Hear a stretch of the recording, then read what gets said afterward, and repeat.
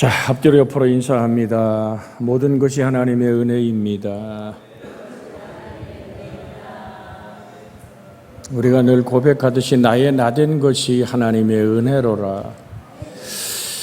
정말 사도 바울의 고백처럼 교회가 주 앞에 든든히 서가는 그 일을 위해서는 직분들이 세워졌다. 12 사도가 목회하는 그 아름다운 교회도 문제가 생겨서 이제 자기의 자리로 돌아가는 일들을 감당했습니다. 자, 우리가 이 시간 읽을 것은 오늘 15페이지에 나오는 교회 조직의 동기에서 세 번째 한번 읽고 말씀을 나누겠습니다. 어디신지 아죠? 15페이지 3번.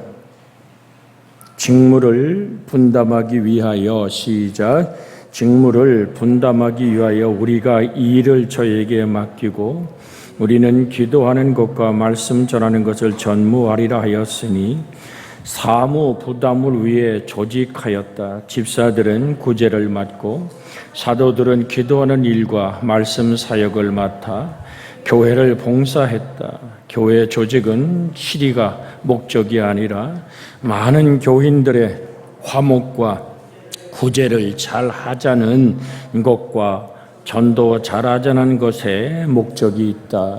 자,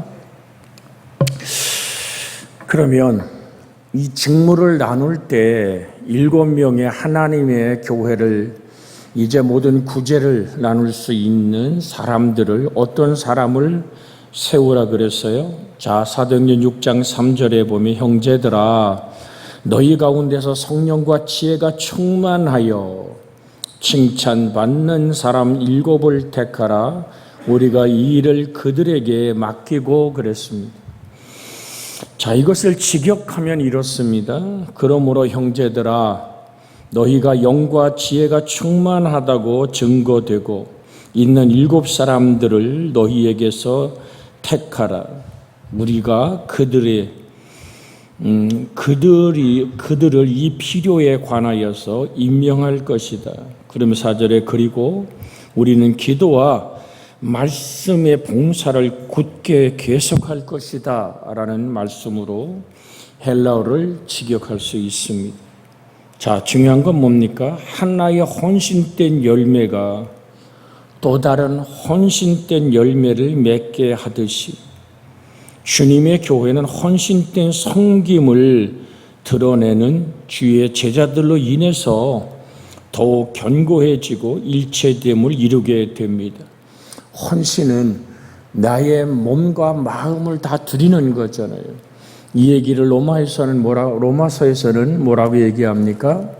로마서에서 분명히 여러분에게 들려드리고 싶은 말씀은 로마서 12장 1절에 그러므로 형제들아 내가 하나님의 모든 자비하심으로 너희를 권하노니 너희 몸을 하나님이 기뻐하시는 거룩한 산제물로 드리라.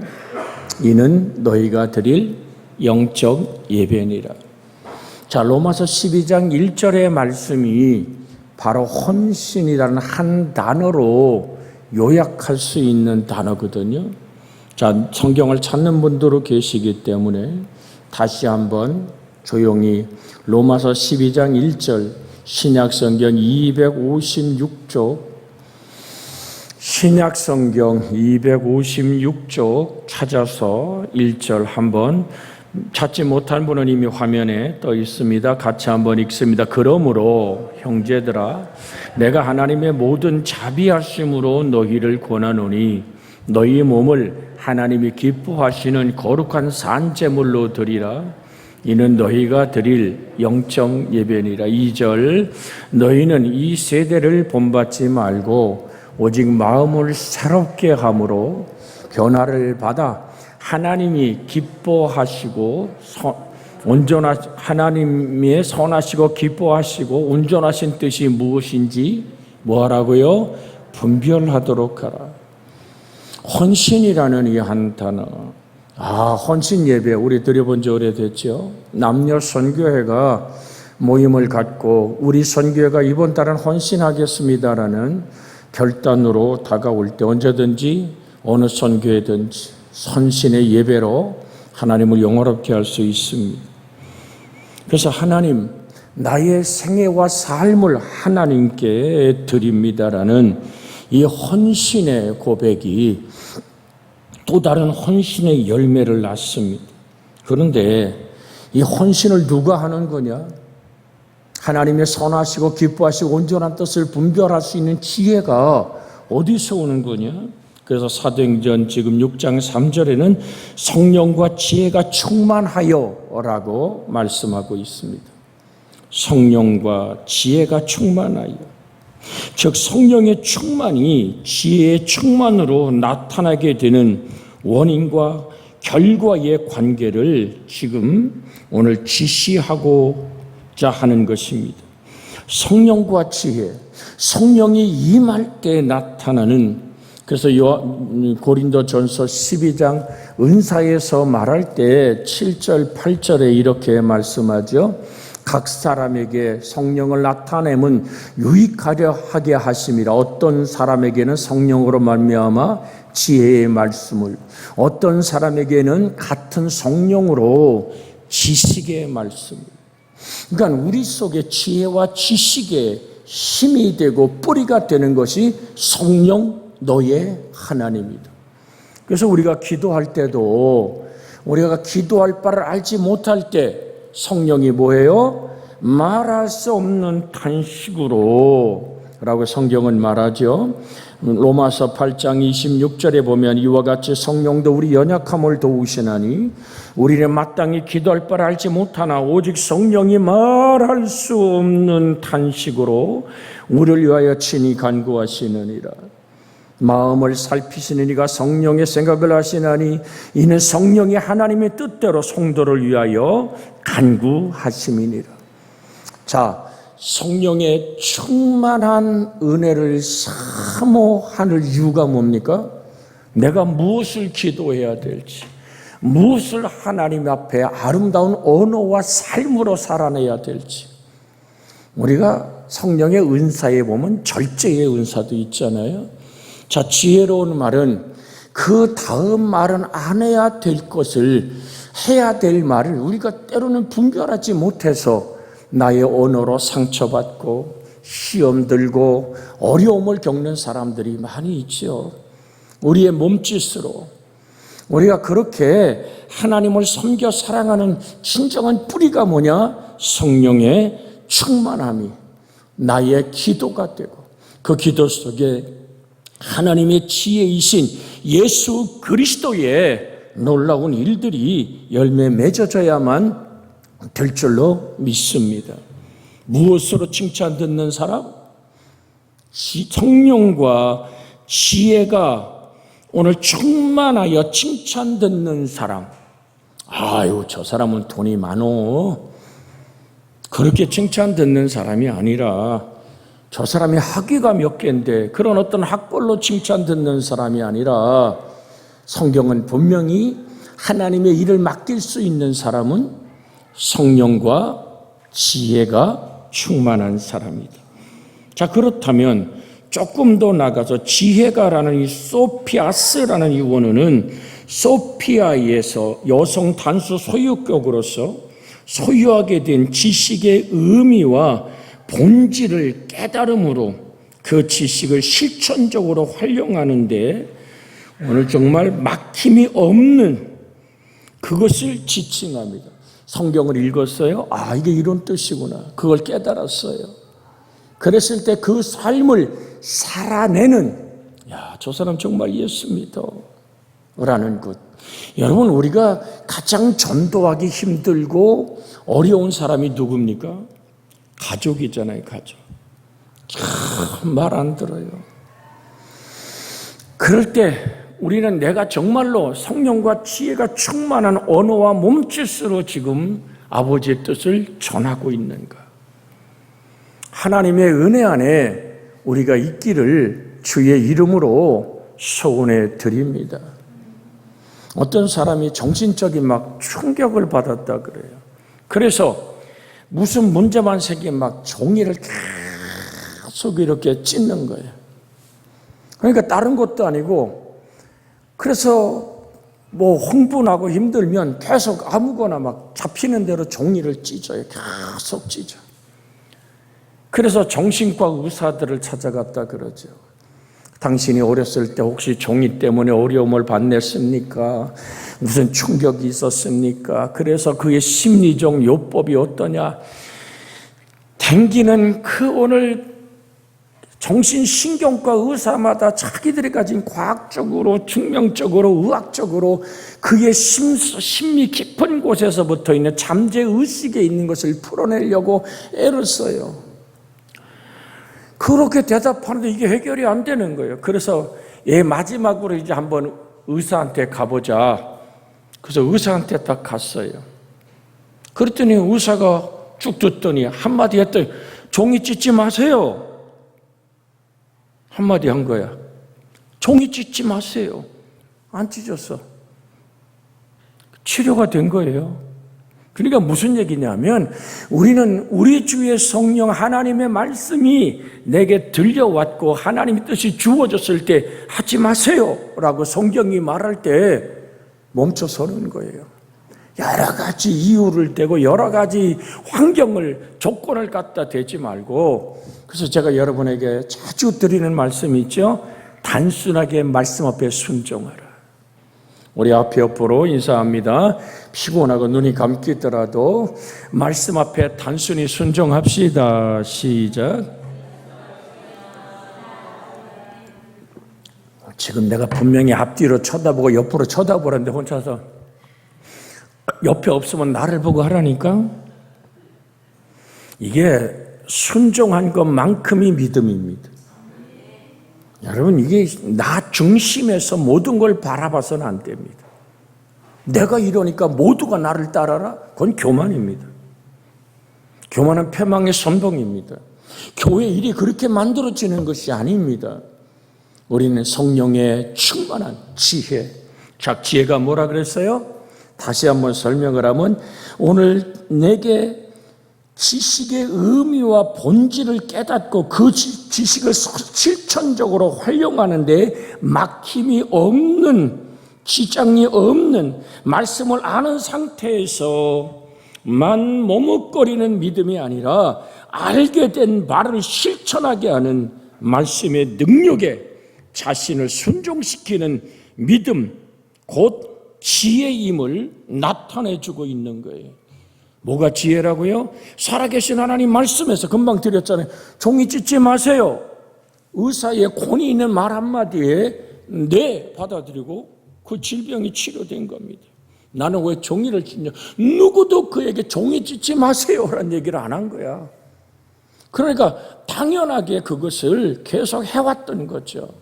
여러분, 우리는 말씀이 깨달아졌으면 그 말씀을 살아내 보려고 몸부림치는 은혜가 있기를 주의 이름으로 소원해 드립니다.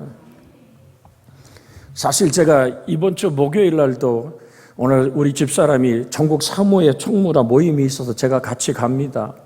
그런데 왜 이 말씀을 드리냐면 전에 같으면 어림도 없어요. 갔다 와. 사모들 모이는데 목사들 다 나만 혼자 가냐고. 용감한 사람 혼자 가는 게 운전도 잘하잖아. 갔다 와. 제가 절대로 안 나섭니다. 그런데 성경에 보니까 억지로 우리를 가자 그러면 몇 리를 가라고? 여러분도 다 알잖아. 10리를 같이 가라고. 여러분, 그게요, 그게 뭐가 어렵냐 그럴지 몰라도 저에게는 참 어려운 결단이야. 가서 물론 목사끼리 만나서 목회 얘기도 하고, 지금 천안의 명문교에서 모이니까 거기서 식사 대접도 다 하고 아주 그냥 참 재밌게 해요. 그런데 남자가, 그것도 목사가 말이야, 사모 모이는데 따라간다고? 야, 그거는 내 생에는 없는 일이야. 그렇게 하다가 말씀이 부딪혀 오기 시작을 하니까, 그래서 우리 지금 이제 우리 구역도 하루 앞당겨서 구역 예배 드립시다 라는 얘기를 제가 드렸던 거예요. 무슨 얘기를 드립니까? 뭐가 지혜입니까? 성경 말씀이 그렇다면 그 앞에 나를 꺾고 나를 비우고 어쨌든 그러면서 이제 새벽에 그날 새벽에 이제 목요일 새벽에 오늘 일기에 보니까 비 온다 그러는데 하늘 아버지 어떡할까요? 그러니까 기도가 딱 하나입니다. 하나님 가면서 오면서 안 싸우게 해 주시옵소서. 아, 목사님도 막 싸우는가 보다. 그럴지 몰라도. 그래서 아예 저 사람 운전하면 내가 뒤에 앉아서 뭐 아예 간섭을 안 해요. 자, 함께 하는 동행이 뜻이 의합자면 어떻게 동행하리요? 부부간에 살아가는 삶에서도 내가 어떻게 하늘 아버지 앞에 말씀 앞에 나를 내려놓을 것인가? 여러분, 이게 교회 안에서도 어떻게 내가 상대방의 삶 속에서 나를 내려놓을 것인가? 이번에 온 그 강사 목사님이 교회마다 어디서 다툼이 생긴다고? 아이고 할렐루야. 어떻게 내 설교보다 더 잘 들었어. 주방에서 생긴데 주방에서 거기서 우리는 남을 나보다 낮게 여기는 은혜가 있어야만 될 줄로 믿습니다. 그래서 나를 내려놓는 것. 그거는 또한 오늘 오전 예배 때 말씀을 드렸죠. 너는 사람을 낚는 어부가 되리라. 무엇으로 낚으라고요? 착한 행실로. 할렐루야. 내 속에 있는 하나님의 빛으로. 그러니까 우리의 삶을 통해 하나님의 영광이 드러나야 될 줄로 믿습니다. 한 부부가 아내가 주님을 너무 잘 믿고 남편은 그냥 막 힘들게 따라다니는 그런 신앙이었는데 성지순례를 갔대잖아.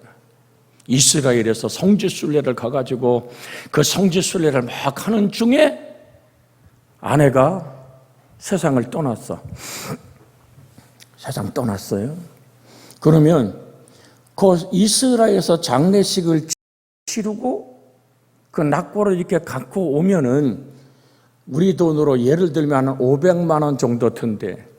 근데 그 시체를 비행기에 싣고 한국에 들어와서 장례를 치르면 비행기로 옮기는 값만 1,000만 원 정도 드는 거야.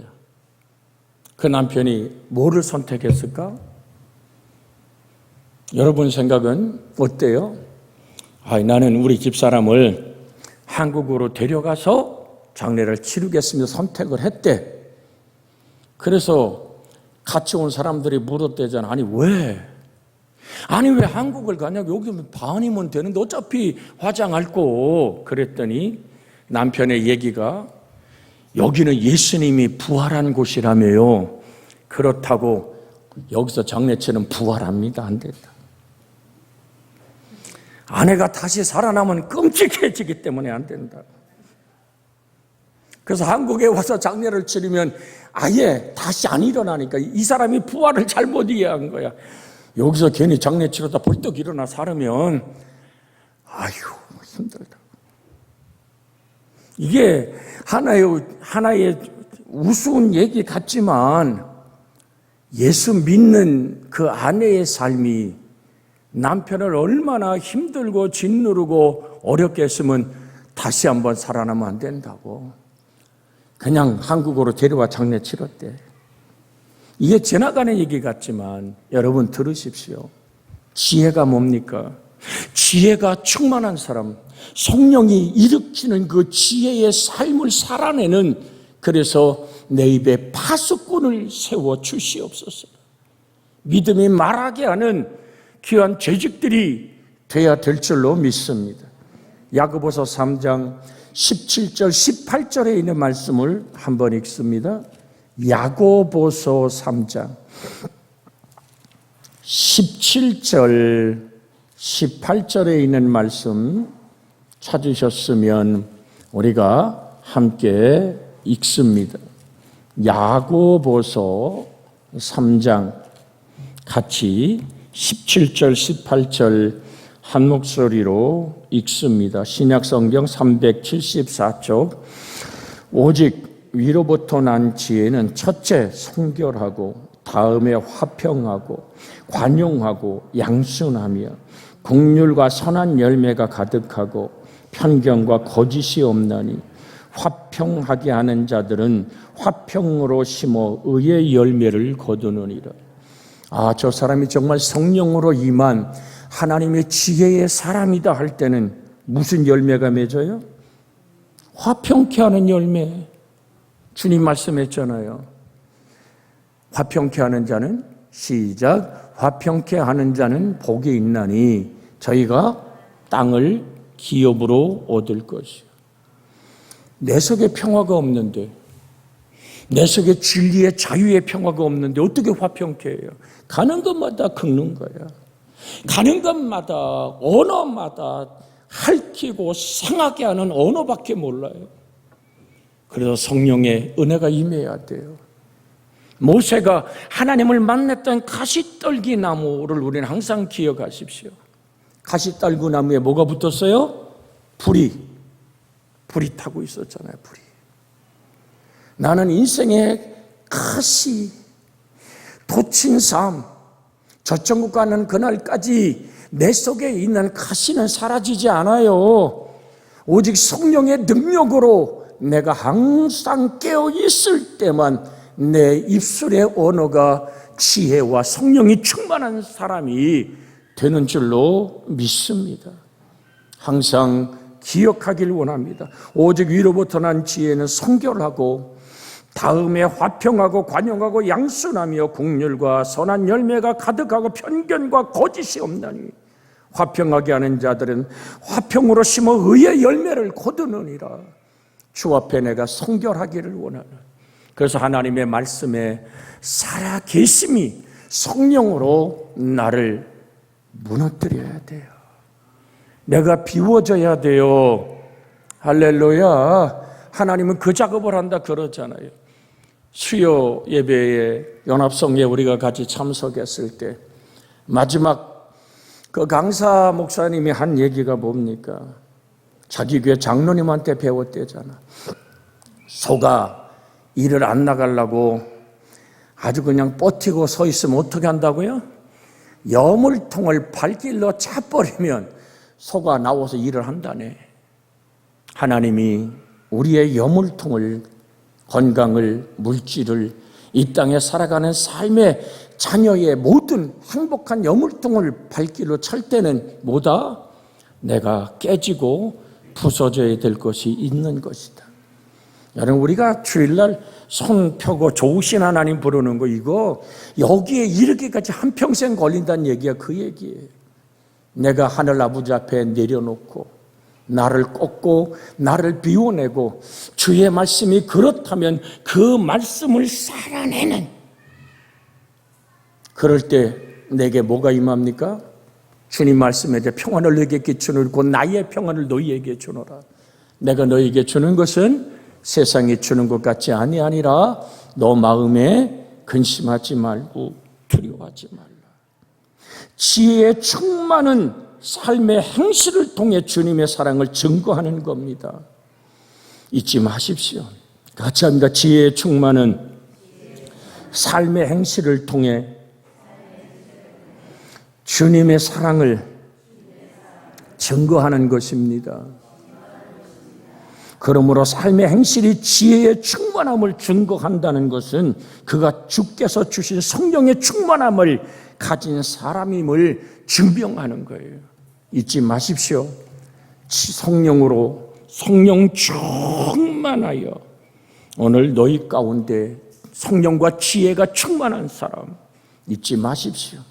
우리가 한 말씀만 읽고 마치겠습니다. 요한 1서 3장 14절에서 16절입니다. 요한 1서 3장 14절에서 16절. 요한 1서 3장 14절에서 16절. 우리는 형제를 사랑함으로 사망에서 옮겨 생명으로 들어간 줄을 알거니와 사랑하지 아니하는 자는 사망에 머물러 있느니라. 그 형제를 미워하는 자마다 살인하는 자니 살인하는 자마다 영생이 그 속에 거하지 아니하는 것을 너희가 아는 바라. 그가 우리를 위하여 목숨을 버리셨으니 우리가 이로써 사랑을 알고 우리도 형제들을 위하여 목숨을 버리는 것이 맞다 마땅하니라. 아멘. 주님, 내가 하나님의 성령과 지혜가 충만한 사람 되게 해 주시옵소서. 이 시간 간구하기를 원합니다. 주여, 자비하신 아버지 하나님, 내가 정말 하나님이여, 하나님의 일꾼의 자격 첫 번째, 성령과 지혜가 충만한 사람, 너무나 중요하여 우리가 성령과 지혜가 충만한 내가 되기를 원합니다. 아버지 하나님, 정말로 하나님의 말씀을 본질적으로 깨닫고 그것을 지식적으로 실천으로 활용해 갈 수 있는 살아계신 성령의 이끄심 속에 기도하며, 아버지 말씀을 아는 상태에서만 머뭇거리는 것은 믿음이 아닙니다. 알게 된 바를 실천하게 하는 말씀의 능력에 자신을 순종시키는 믿음, 곧 지혜의 힘을 나타내는 표현입니다. 지혜에 충만한 삶의 행실을 통해 주님의 사랑을 증거하는 것, 아버지 내 속에 그 하나님이 주시는 세상이 줄 수 없는 평화의 지혜가, 성령의 충만한 지혜가 우리의 삶을 만들어가게 하여 주시옵소서. 우리의 구주이신 예수님의 이름으로 기도하옵나이다. 아멘.